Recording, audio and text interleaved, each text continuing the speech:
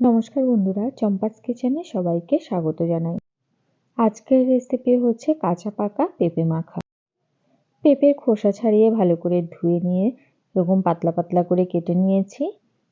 1 table spoon তেঁতুলের কাঁধ, 2টো শুকনো লঙ্কাকে পুড়িয়ে নিয়েছি, হাফ টিস্পুন বিট লবণ নিয়েছি, হাফ টিস্পুন নিয়েছি নর্মাল লবণ, আর নিয়েছি 1 টেবিল স্পুন পরিমাণ চিনি।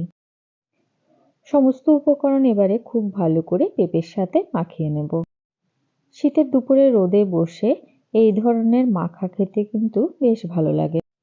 আমাদের চ্যানেল চম্পাস কিচেনের রেসিপিগুলো যদি তোমাদের ভালো লাগে তাহলে অবশ্যই চ্যানেলটাকে সাবস্ক্রাইব করে নেবে এবং পাশে থাকা বেল আইকনটাকে প্রেস করে দেবে।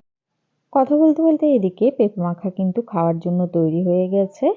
রেসিপিটা কেমন লাগলো অবশ্যই কমেন্ট করে জানাবে। ভালো লাগলে লাইক করবে আর তোমার বন্ধুদের সাথে ভিডিওটাকে শেয়ার করে দেবে।